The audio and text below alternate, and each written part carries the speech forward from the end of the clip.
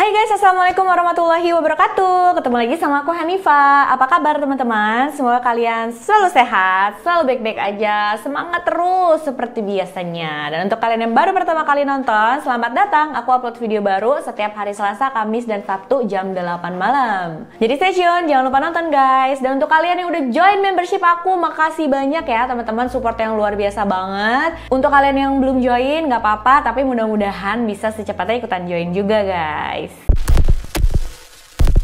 Oke teman-teman, kasus kali ini terjadi bukan cuma di satu negara aja, tapi beberapa negara dan bahkan di beberapa benua guys. Mulai dari Eropa, Amerika, Asia. Nah ceritanya itu ada seorang serial killer nih, dan dia melakukan aksinya di beberapa negara nggak pernah ketahuan. Mulai dari Thailand, Meksiko, Inggris, nggak ketahuan, nggak pernah ketangkep. Sampai akhirnya dia memutuskan melakukan aksinya di salah satu negara tetangga kita. Dan ini kayak keputusan yang salah banget nih teman-teman, karena di negara itulah akhirnya dia ketangkep. Negara mana sih itu? Pelakunya berasal dari mana? Kenapa dia ngelakuin semua kejahatan ini? Dan gimana juga sampai akhirnya dia bisa ketangkep? Penasaran? Langsung aja yuk kita bahas.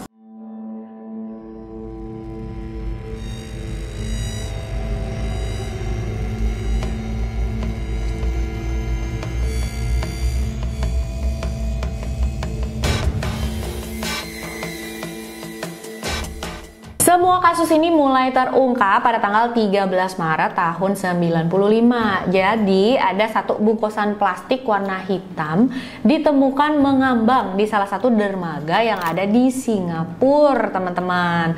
Karena kelihatannya kok mencurigakan ya. Akhirnya orang yang nemuin bungkusan itu langsung lapor nih ke polisi. Polisi datang ke sana, dicek isinya apa, dan ternyata benar aja guys, di dalam bungkusan itu isinya adalah bagian kaki manusia. Dan menurut petugas polisi di sana, ini bukan pertama kalinya mereka nemuin potongan atau jasad manusia gitu ya di dermaga tersebut. Karena emang banyak nih imigran gelap yang mau masuk ke Singapura tapi dengan jalur ilegal gitu ya teman-teman. Cuma mereka di laut tuh ya jatuh, kecelakaan atau gimana, bukannya sampai di Singapura mereka meninggal dan jasad itu akhirnya ditemuin gitulah. Tapi ternyata kasus ini lebih jauh mengerikan daripada itu guys. Pas diperiksa sama tim forensik, mereka bisa nentuin kalau waktu kematiannya sekitar 1-2 hari sebelum ditemuin. Dan mereka juga bilang ini potongannya rapi banget loh. Ini udah jelas-jelas deh, bukan akibat gigitan hiu atau segala macam, tapi dilakukan dengan sengaja oleh manusia. Dilakukan sama orang yang sudah berpengalaman juga melakukan hal-hal seperti ini,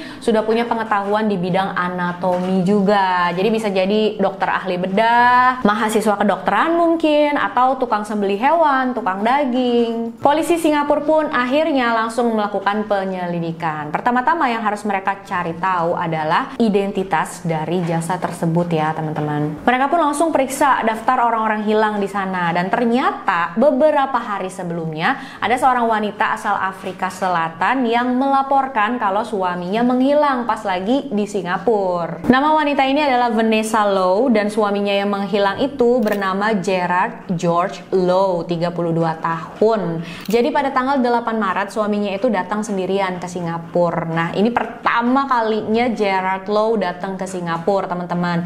Dan dia ini kan juga seorang insinyur kimia. Jadi dia tuh ke Singapura niatnya mau beli alat elektrik, alat elektronik yang bagus gitu loh di sana. Nah dia janji sama istrinya, aku nanti kalau udah sampai Singapura langsung kabarin kamu ya, pokoknya aku langsung telepon kamu deh gitu. Tapi sampai tanggal 9 si Gerard Low ini nggak ngabar-ngabarin juga guys. Akhirnya istrinya khawatir gitu kan, kayak udah ada feeling gak enak. Dia pun langsung melaporkan kalau suaminya menghilang. Pas tahu tentang kasus menghilangnya Gerard Low ini, polisi langsung berpikir, wah bisa jadi ada hubungannya nih. Soalnya kan jarak Gerard Low menghilang sama jasad itu ditemuin gak jauh ya teman-teman. Mereka coba-coba cari keberadaannya Gerard Low di Singapura. Dan bener aja ya, di sistem itu tertera kalau Gerard Low masuk ke Singapura pada tanggal 8 Maret 95. Tapi gak ada satupun catatan yang menunjukkan menunjukkan kalau Gerard Low ini sudah keluar dari Singapura, yang artinya dia masih ada di dalam Singapura tapi nggak bisa ditemuin di mana-mana. Terakhir kali dia terlihat itu pada tanggal 8 Maret pas dia lagi check-in ke salah satu hotel yang ada di sana bernama Riverview Hotel. Ini hotel bintang 4 yang lumayan mewah juga di sana, tapi Gerard check-in di hotel tersebut nggak sendirian. Pada saat dia ke reception, dia itu berdua sama satu orang lagi nih, seorang pria bernama Simon Davis. Mereka berdua menginap di kamar yang sama, jadi mereka kayak sharing room, berbagi kamar gitu ya teman-teman. Petugas polisi pun langsung datang ke hotel itu, ngecek kamar mereka. Pertama mereka ketuk, tapi kok nggak ada jawaban, nggak ada yang bukain pintu juga. Akhirnya pakai kunci yang dikasih dari pihak hotel, polisi pun buka pintu kamar itu, masuk ke dalam, dan pas pertama kali masuk mereka bilang mereka itu bisa mencium aroma-aroma TKP. Jadi namanya polisi kan nggak cuma sekali dua kali ya menangani kasus pembunuhan nih teman-teman. Biasanya di TKP, kasus-kasus pembunuhan yang mereka tangani itu ya aromanya persis kayak kamar hotel tersebut. Mungkin campuran dari bau darah, bau pembusukan jasad segala macam ya teman-teman ya, bau-bau mengerikan itulah. Dan dugaan mereka ini nggak salah teman-teman. Di dalam kamar tersebut mereka nemuin beberapa noda darah dari mulai di karpet, di kamar mandi, di bawah toilet juga. Sampel darah dari dalam kamar itu diambil, dibawa ke lab untuk diperiksa, terus dicocokin ya sama DNA-nya Gerard Low, dan ternyata cocok teman-teman. Kaki yang tadi ditemuin juga setelah dilakukan pemeriksaan itu bisa dipastikan milik Gerard Low. Beberapa hari kemudian bagian tubuh Gerard Low yang lain itu ditemuin juga terbungkus plastik hitam seperti yang sebelumnya, mengambang di dermaga. Tapi sayangnya bagian kepala dan lengannya sampai saat ini nggak juga berhasil ditemukan. Sedangkan pria yang bernama Simon Davis tadi yang check-in barengan sama Gerard Low, keberadaannya juga nggak bisa ditemuin sama polisi nih guys. Untung pas check-in itu reception fotokopi paspor Simon Davis ini, dan di sana tertera kalau dia berasal dari Inggris. Kepolisian Singapura langsung lah telepon kepolisian Inggris gitu kan, minta info tentang Simon Davis ini, diceritain sama dia kasusnya segala macam. Tapi jawaban kepolisian Inggris nih bikin kaget juga teman-teman. Soalnya mereka bilang, oh kalau Simon Davis yang asli itu masih di Inggris, tapi dia ini kehilangan sertifikat kelahirannya dan beberapa dokumen pentingnya. Kemungkinan besar itu dicuri sama salah satu mantan teman sepenjaranya yang bernama John Martin Scripps. Dan John Martin Scripps inilah yang memakai identitasnya Simon Davis untuk membuat paspor palsu pastinya ya, menyamar gitu jadi Simon Davis dan pergi ke Singapura. Nah, siapa sih John Martin Scripps ini teman-teman? Sebelum lanjut kasusnya aku bakal ceritain background dari dia dulu ya guys. John Martin Scripps lahir pada tahun 1959 di Letchworth, Hertfordshire, Inggris. Orang tuanya bernama Leonard dan Jean Scripps. Ayahnya seorang supir truk dan ibunya bekerja sebagai pelayan bar. John punya saudara kandung, tapi semuanya perempuan nih teman-teman. Mungkin karena ini juga John itu deket banget sama ayahnya. Karena ayahnya seorang supir truk, kan sering pindah-pindah ya. Bukan pindah, apa sih, kayak berkelana lah ke kota lain gitu. Dan John ini sering ikut sama ayahnya. Jadi dia deket banget dan John senang banget menghabiskan waktu sama ayahnya kayak gini. Tapi sayang, pas John berumur 9 tahun, ayahnya meninggal karena bunuh diri. Dan ini pastinya bikin John terpukul banget ya teman-teman. Setelah kematian ayahnya ini, John ya udah berubah banget deh. Dia mulai bermasalah di sekolah, di rumah sama teman-teman. Dia kesulitan membaca, menulis. Lebih parah lagi, dia juga mulai mencuri, bahkan merampok ke rumah-rumah orang, tetangganya. Dia sering ketahuan juga, terus dimasukin ke penjara, tapi pasti cuma beberapa hari atau beberapa minggu aja. Itu juga di penjara anak-anak, kadang di lembaga sosial sana. Soalnya kan dia masih kecil banget ya guys. Karena permasalahan di dirinya tuh nggak berhenti-berhenti, dia terus aja ngelakuin hal seperti ini. Akhirnya di umur 15 tahun, dia memutuskan untuk berhenti sekolah. Nah, saat berhenti sekolah itu, seperti yang aku bilang tadi, John ini ya belum bisa membaca, menulis juga baru sedikit-sedikit aja gitu. Dan apa yang dia lakuin setelah berhenti sekolah itu, dia mulai berkelana sendiri sendirian tuh teman-teman ke daerah-daerah lain, tapi masih di dalam Inggris juga. Kayaknya memang dia ini nggak bisa move on ya dari kematian ayahnya, terpukul banget nih, bener-bener ngerasa nggak ada orang lagi yang bisa jadi penyemangat dia, yang bisa jadi sandarannya. Dan untuk berkelana kayak gitu kan butuh uang nih teman-teman. Dari mana John dapat uang? Ya dari yang aku bilang tadi, dia suka mencuri, terus dia kayak merampok rumah orang, dan kadang ketahuan, kadang enggak. Pas ketahuan dia ditangkap, di penjara selama beberapa lama, karena dia masih remaja kan, masih di bawah umur juga. Dia di penjara cuma beberapa lama, keluar dia ngelakuin hal kayak gitu lagi. Sampai akhirnya dia punya uang cukup dan mulai berkelana keluar Inggris nih teman-teman. Dia mulai berkelana ke negara-negara lain, dan pada saat dia berada di Montreal, Kanada, dia ketemu dengan seorang wanita. Dia jatuh cinta sama wanita ini. Namanya adalah Maria Pilar. Maria berasal dari Meksiko. Pas pertama kali ketemu, Maria itu umur 15 tahun dan John umur 19 tahun. Dari pertama ketemu, John ini udah naksir banget gitu sama Maria. Dan rasa sukanya John ya nggak bertepuk sebelah tangan, karena Maria juga sama suka sama John. Mereka akhirnya semakin deket, hubungan mereka semakin serius. Nggak lama kemudian mereka memutuskan untuk menikah. Saat menikah itu John baru berumur 21 tahun. Maria ini dibawa ke London dan mereka nikah di sana. Dan untuk info aja nih teman-teman, jadi pas masih muda kabarnya John itu memang punya wajah yang lumayan tampan. Jadi nggak susah gitu buat dia dapetin perhatian perempuan, dapetin cewek. Pada saat mereka menjalani hubungan di Kanada itu, Maria taunya John ini kerjaannya adalah pengusaha ekspor impor teman-teman. Tapi pas sampai di London, ternyata ya Maria tahu pekerjaan John sebenarnya apa, karena nggak lama setelah mereka menikah, John itu ditangkap sama polisi karena kasus pencurian. John dihukum selama 3 tahun penjara. Nah saat itu Maria tuh ya masih setia nih sama suaminya, sama John. Dia masih nungguin John keluar dari penjara. Pas John keluar, mereka berhubungan lagi, mereka tinggal satu rumah, dan pokoknya menjalani pernikahan lagi lah teman-teman. Tapi karena memang mata pencariannya John itu adalah mencuri, dia kan nggak tahu pekerjaan lain ya. Dia ya mungkin nggak mau juga sih. Jadi ya dia melakukan pencurian lagi, terus dia ditangkap lagi teman-teman. Nah saat itu Maria akhirnya menyerah gitu ya sama hubungan mereka. Dia kayak berpikir,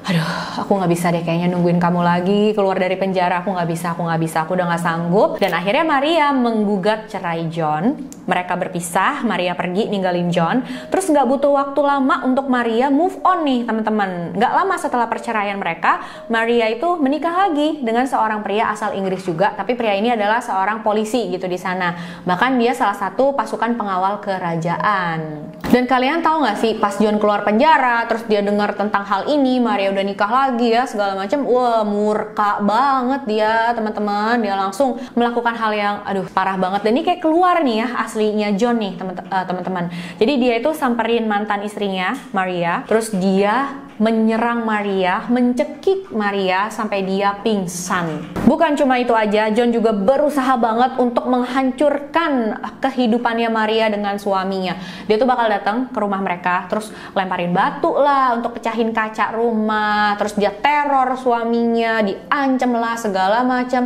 sampai akhirnya suaminya ini mundur. Jadi ya udah males juga kayaknya, ini suaminya juga nggak ngelawan gitu loh. Dia malahan menggugat cerai Maria, dan akhirnya ya mereka berpisah. Setelah bercerai dengan suami keduanya, Maria pergi dari Inggris. Sedangkan untuk John, setelah dia bercerai dengan Maria, dia mulai melakukan kejahatan dengan tingkat yang lebih tinggi lagi, yang lebih besar, lebih berbahaya, lebih berani teman-teman. Dia mulai jadi kurir transaksi narkoba. Dia kirim obat-obatan terlarang itu ke Kolombia, ke beberapa negara di Asia Tenggara juga, sampai akhirnya di tahun 1987 dia ketangkep tuh teman-teman. Pada saat bawa obat-obatan itu di salah satu airport yang ada di Inggris, dan di dalam tasnya bukan cuma ada obat-obatan terlarang, polisi juga nemuin satu kunci deposit box. Nah, diperiksa ya sama mereka, diselidikin, ternyata itu adalah kunci deposit box yang ada di Singapura. Di dalam deposit boxnya itu ada obat-obatan terlarang lagi guys, seberat 0,5 kilogram. John Martin Scripps pun ditangkap, dia dihukum selama 7 tahun di penjara Inggris. Nah teman-teman, di penjara Inggris itu ada satu peraturan yang membolehkan napinya untuk cuti. Jadi selama 2-3 hari mereka itu boleh pulang ke rumah dan berkumpul sama keluarganya. Tapi setelah itu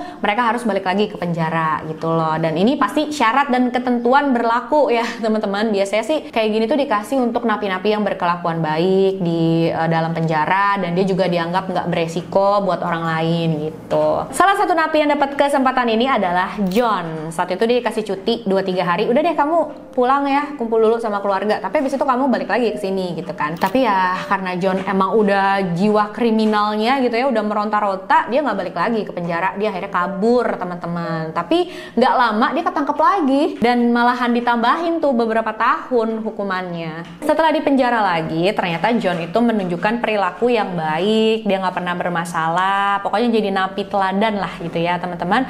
Akhirnya dia pun dipindahin ke penjara yang nggak begitu ketat. Terus di penjara yang baru itu John juga jabatannya dinaikin. Kan di sana napi-napi suruh kerja juga nih. Dari yang tadinya John jadi pekerja kasar, dia dikasih kesempatan untuk ke bagian tukang daging. Nah memang ini kayaknya kasar juga ya, kayak main pisau gitu. Tapi ya kan harus butuh skill. Dia tuh diajarin di sana skill gimana cara memotong hewan, menyembelih hewan, bagian mana yang harus dipotong duluan, pakai pisau yang mana, caranya gimana, kayak gitulah. Dan ini untuk di penjara pekerjaan napi gitu ya, udah termasuk yang oke banget guys. Dan dari sinilah John dapat skill tentang anatomi, dan ternyata ini bakal dia pakai ya skillnya ini di hal yang sangat-sangat mengerikan ke depannya. Kita maju ke bulan Oktober tahun 94. Saat itu John dinilai sebagai napi yang teladan. Dia dianggap sudah tidak beresiko untuk orang lain, dan akhirnya dia dikasih kesempatan lagi tuh untuk cuti yang tadi aku bilang guys. Mungkin dia udah berhasil ya meyakinkan petugas penjara kalau ya dia nggak bakalan kabur lagi, dia bakal balik lagi ke penjara gitu. Emang cuma cuti aja. Kepala penjaranya juga bilang John itu di penjara pendiam, dia nggak pernah bermasalah, dia juga nggak ada riwayat kekerasan apapun. Dan memang ya teman-teman, walaupun John ini keluar masuk penjara terus,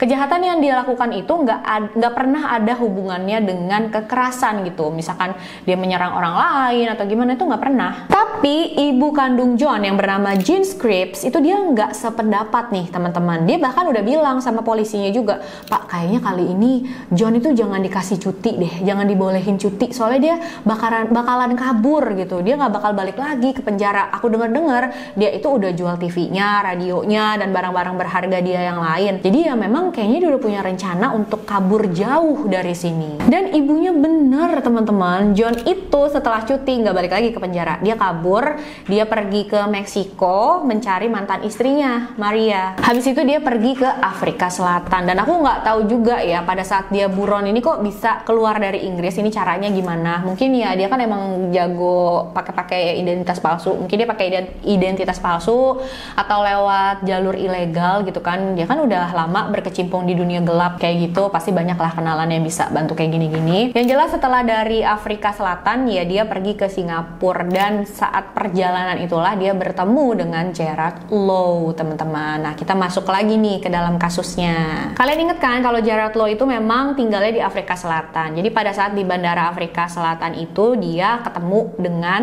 John nih. John udah merhatiin, wah nih target yang pas banget gitu kan.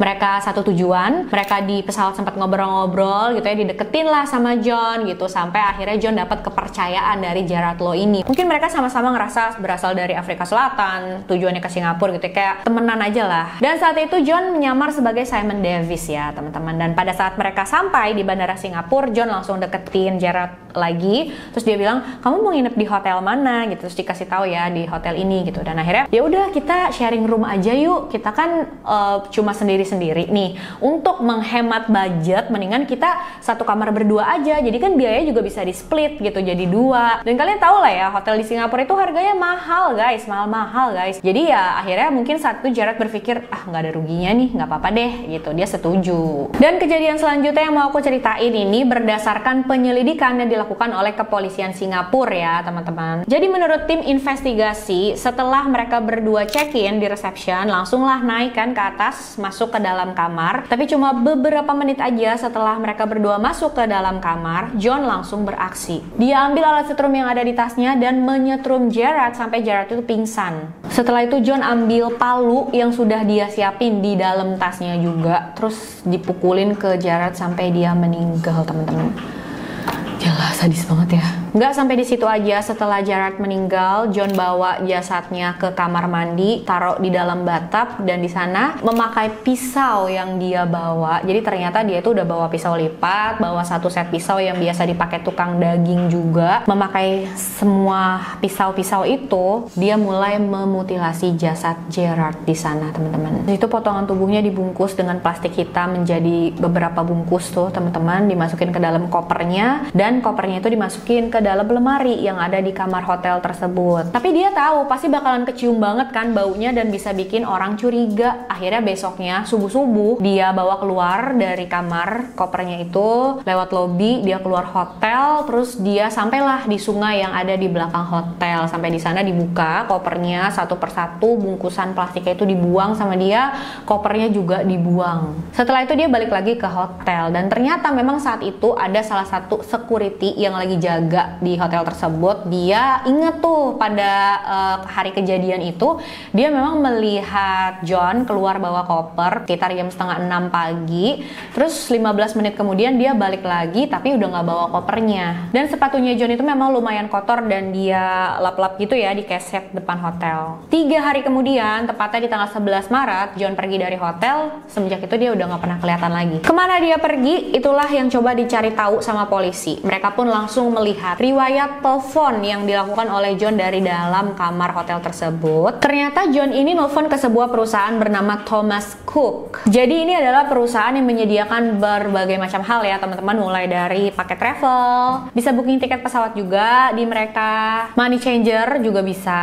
Akhirnya polisi samperin lah kantor cabang perusahaan Thomas Cook yang ada di Singapura. Pas sampai di sana mereka tanya sama pegawainya dan pegawainya bilang, "Oh iya Pak, benar pria itu datang ke sini dan katanya dia itu mau mengirimkan uang ke rekening banknya yang ada di Amerika." Terus pegawainya bilang sama John, "Oh iya bisa Pak, bisa, tapi kalau transaksi seperti ini butuh beberapa hari ya, prosesnya nggak bisa langsung." Dan John bilang, "Oh gitu ya, yaudah deh, aku mau pergi ke Thailand dulu. Kalau urusan aku di Thailand selesai, nanti aku balik lagi ke sini untuk urusin hal ini," gitu. Dan John juga memesan tiket pesawat dari perusahaan Thomas Cook itu. Sebelum pergi ke Thailand itu, John juga sempat terekam oleh CCTV bank lokal Singapura. Jadi dia itu lagi mencairkan uang dari kartu kreditnya Gerard Low. Nah, saat itu teman-teman, polisi punya satu taktik nih. Jadi mereka nggak mau kasih tahu ke media dulu tentang kasus ini. Takutnya kalau beritanya itu udah duluan tersebar, terus John ngedengar tentang berita ini dan dia nggak mau balik lagi ke Singapura. Tapi kepolisian sih udah siapin peringatan tersembunyi di semua jalan masuk ke Singapura, termasuk bandara juga. Jadi kalau misalkan John datang, alarmnya itu bisa berbunyi gitu, tapi berbunyinya cuma ke petugas-petugas aja, nggak berbunyi secara umum tiba-tiba di tempat nih, nggak kayak gitu. Dan kepolisian bandara bisa tahu kalau John itu adalah buronan. Dan rencana mereka ini berhasil teman-teman. Pada tanggal 19 Maret 95, John Martin Scripps balik lagi ke Singapura lewat bandara Changi ya, Singapura, dan dia pakai nama Simon Davis juga. Ini memicu alarm tersembunyi yang udah dipasang di pintu imigrasi. Langsung lah John ini disamperin sama kepolisian bandara, dia ditangkap, dibawa ke ruang tahanan sementara yang ada di sana tuh teman-teman. Nah pada saat ditangkap itu dia kaget banget dan marah-marah, jadi agresif gitu John ini. Bahkan pada saat di dalam ruangan itu, dia kan tangannya udah diborgol nih teman-teman. Terus di ruangan itu ada kaca, dia pecahin kacanya itu pakai kepalanya, jadi dijedotin gitu sampai kacanya pecah. Terus dia ambil pecahan kacanya itu, dia berusaha melukai nadinya guys. Untung berhasil dicegah sama petugas. Kaget kayaknya dia nih teman-teman. Mungkin dalam pikirannya dia udah pede banget nggak bakalan ketangkep gitu. Bahkan berani-beraninya datang lagi ke Singapura dengan nama Simon Davis juga gitu loh. Terlalu pede banget bener. Mungkin dia pikir jasadnya Gerard kan udah aku singkirin gitu, dan beritanya juga nggak ada kalau jasadnya Gerard itu ditemuin. Tahu-tahu pas masuk ke Singapura dia ketangkep ya. jadinya gitu deh. Di dalam tas milik John, polisi menemukan beberapa benda yang semakin memberatkan dia nih. Ada pisau listrik, borgol, satu set pisau tukang daging itu, terus ada beberapa pisau lipat juga, ada palu yang beratnya 1,3 kg, ada credit card dan paspor milik Gerard Lowe juga guys. Terus ada 2 paspor lainnya dengan nama Darren dan Sheila DeMute. Di paspor itu tertera kalau mereka adalah ibu dan anak yang berasal dari Kanada, tapi ada cap di paspor mereka kalau mereka itu baru-baru ini beberapa hari sebelumnya mengunjungi Thailand guys. Tapi nggak ada datanya kalau mereka sudah meninggalkan Thailand. Biasanya orang kan kalau udah banyak bukti begitu udahlah langsung ngaku aja gitu, udah nggak bisa ngelak lagi. Tapi John ini nggak guys, dia tetap diem aja. Ditunjukin semua buktinya, dia tetap diem, nggak ngomong apa-apa. Mungkin dalam pikirannya kalau aku nggak ngaku,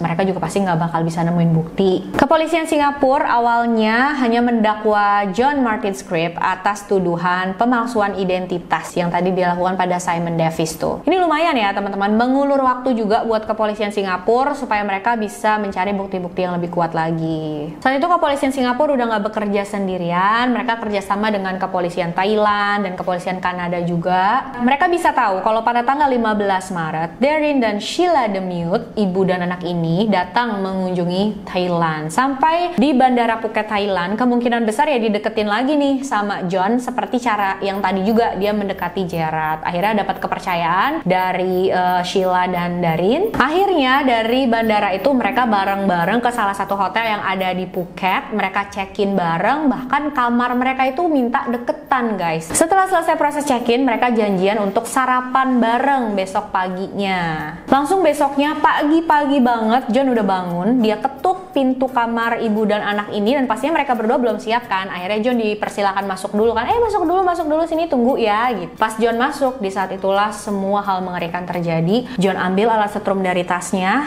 dan dia langsung menyetrum ibu dan anak ini sampai pingsan. Dia melakukan hal yang sama dengan yang dilakukan kepada Gerard tadi guys. Setelah John membersihkan TKP, dia bawa jasad ibu dan anak ini keluar hotel terus dibuang sama dia di beberapa area terpencil. Jadi kayak dipisah-pisah gitu buangnya. Dia balik lagi ke hotel dan paspornya Darren itu dengan sangat hati-hati dihapus bagian fotonya, diganti sama fotonya dia sendiri. Setelah itu dia pergi dari Thailand dan balik lagi ke Singapura. Di dalam kamar hotelnya Sheila dan Darren DeMute, kepolisian menemukan banyak noda darah, bahkan lebih banyak dari yang tadi di kamarnya yang ada di Singapura guys. Jadi kalau di sana tuh sampai di hordingnya ada noda darah juga, di karpetnya banyak banget, di bagian bathtubnya juga banyak, di toiletnya juga banyak. Reception hotel di Phuket, Thailand itu juga ingat kalau dia melihat John keluar membawa beberapa kantong sampah berwarna hitam gitu. Dan setelah itu Sheila dan Darren tuh nggak pernah kelihatan lagi di hotel tersebut. Langsung dong polisi Thailand melakukan pencarian ke area-area terpencil di sekitar hotel dan ternyata benar aja mereka menemukan beberapa bagian tubuh ibu dan anak ini, Sheila dan Darren DeMute, di satu pertambangan yang udah terbengkalai. Terus mereka juga menemukan sebagian lagi di area terpencil yang nggak jauh dari hotel. Pemotongan yang dilakukan pada jasad ibu dan anak ini sama persis dengan pemotongan dilakukan ke jasadnya Gerard, dan ini membuktikan kalau ini dilakukan oleh orang yang sama guys. Walaupun di persidangan Singapura, John Martin Scribb itu cuma didakwa atas pembunuhan pada Gerard Lowe. Ada satu momen nih teman-teman, dan ini kayaknya rada aneh juga sih ya. Jadi John Martin Scribb ini kan disediain pengacara ya sama kepolisian Inggris. Pada saat dia pertama kali bertemu dengan pengacaranya, John langsung nangis kejer kayak anak kecil nangis gitu ya, benar-benar nangis, dan dia bilang dia pengen ketemu sama ibunya. Kaget banget nih pengacara, katanya dia mikir, loh ini pria kan dihukum karena melakukan kejahatan yang parah banget, yang sadis banget gitu ya, tapi pertama kali ketemu sama pengacaranya dia langsung nangis-nangis kayak anak kecil terus minta ketemu sama ibunya gitu. John mengaku sama pengacaranya kalau dia memang melakukan semua kejahatan itu, tapi dia bilang dia nggak pernah merencanakan itu sebelumnya. John sih ngakunya dia lagi tidur terus dibangunin sama korban, tapi ngebanguninnya itu kasar banget, jadi dia kaget dan langsung nyetrum korbannya. Tapi menurut aku nggak masuk akal banget sih ceritanya. Orang kalau disetrum itu kan paling pingsan, tapi pas pingsan itu kenapa dia nggak panggil bantuan, tapi dia malahan lanjutin membunuh korbannya. Dan dia juga udah bawa alat-alat yang lengkap banget tuh di dalam tasnya ya guys ya. Pernyataannya John pada saat di persidangan itu emang berubah-ubah terus. Ntar dia bohong lah begini, ntar dia bohong begitu, ntar ceritanya begini, begitu. Dia tuh kayak percaya banget kalau orang-orang tuh iya bakalan yakin gitu sama ceritanya. Persidangannya nggak berjalan lama ya teman-teman. Tanggal 10 November 95, akhirnya John Martin Scripps dinyatakan bersalah dan dia diberikan hukuman mati. Pengacara itu sempat saranin sama John, udah kita naik banding aja yuk, berusaha dulu gitu, kali aja berhasil hukuman kamu diringanin atau segala macam. Tapi John bilang, enggak, aku nggak mau memohon sama siapapun. Kalau emang mereka mau menghukum mati aku ya silakan aja. Beberapa bulan kemudian, tepatnya di April 96, hukuman gantung untuk John Martin Scripps dilakukan guys. Dan sebenarnya tim investigasi tuh menduga kuat kalau korbannya John bukan cuma yang tadi itu aja, 3 orang ini aja. Karena pas John melakukan pembunuhan pada Sheila dan Darren, juga pada Gerard Lowe, dia tuh kelihatan udah berpengalaman, udah pernah melakukan hal seperti ini gitu sebelumnya. Plus pada saat polisi menggeledah barang-barang milik John yang ada di deposit box milik dia, salah satunya itu adalah dokumen-dokumen penting milik seorang pria yang bernama Tim McDowell. Dia berasal dari Inggris. Dan Tim McDowell ini juga menghilang tiba-tiba teman-teman. Sampai saat ini belum juga ditemukan.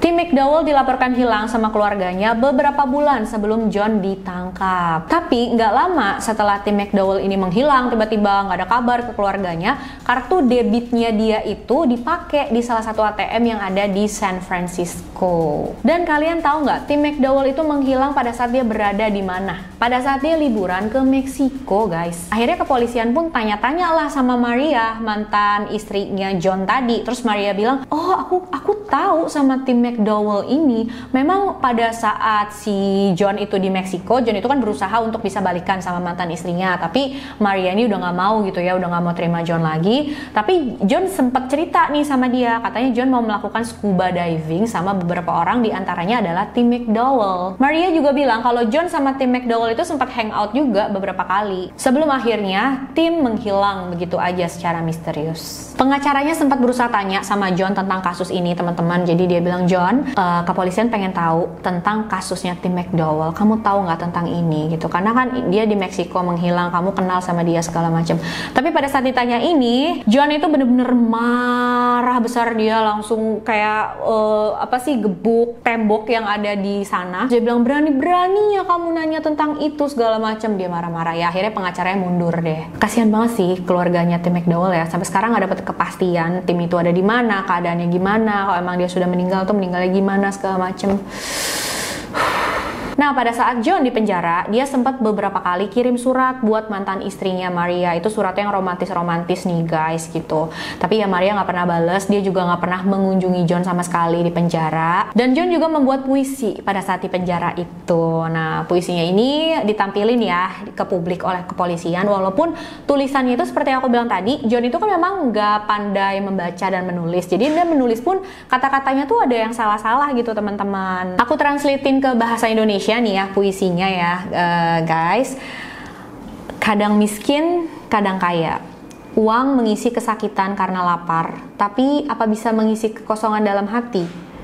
Aku tahu kalau cinta jauh di atasku, jadi aku memberikan diriku untuk Tuhan. Tuhan yang telah mengkhianatiku. Bisakah aku menjadi seseorang lagi? Hanya waktu yang bisa menjawab. Mungkin kamu bisa mengambil nyawaku, tapi nggak bisa ambil hal yang aku suka, yaitu kedamaian dan kebahagiaan. Entahlah ya, nggak terlalu paham sih makna sebenarnya dari puisinya John ini apa. Cuma intinya kayaknya dia ngerasa tersakiti, ngerasa kayak nggak ada yang sayang, kesepian gitu ya hidupnya ya kayaknya ya. Ya entahlah. Yang jelas apa yang dilakukan oleh John ini benar-benar luar biasa sadis, kejam, dan menyengsarakan banyak keluarga, banyak orang gitu ya teman-teman yang nggak tahu apa-apa. Dan hukuman buat dia ini aku rasa udah pantas gitu. Jadi akhirnya dia ketangkap di Singapura tuh teman-teman. Wah benar-benar ya salah pilih negara untuk beraksi dia guys. Itu dia kisah kita kali ini. Jangan lupa komen apa pendapat kalian ya teman-teman. Aku pengen banget tahu apakah kalian pernah dengar cerita ini. Dan menurut aku kepolisian Singapura tuh kerjanya bagus banget ya. serius gitu, bener-bener pengen memecahkan kasusnya. Dan kalian percaya nggak sih kalau korbannya John ini udah banyak teman-teman, nggak cuma yang diekspos di media aja, tapi sebenarnya sebelumnya dia juga udah pernah melakukan tapi nggak ketangkep gitu. Merinding ya guys. Pokoknya hati-hati banget deh kalau ketemu sama orang baru, jangan langsung percaya gitu loh. Stay safe dimanapun kalian berada. Makasih udah nonton videonya sampai akhir. Jangan lupa like, subscribe, dan share video ini sebanyak-banyaknya biar aku makin semangat bikin videonya, makin banyak yang nonton. Dan untuk kalian yang mau request juga boleh ya guys, silahkan kirim DM ke Instagram aku, Hanifa Story 92. Sampai jumpa di video selanjutnya. Bye bye.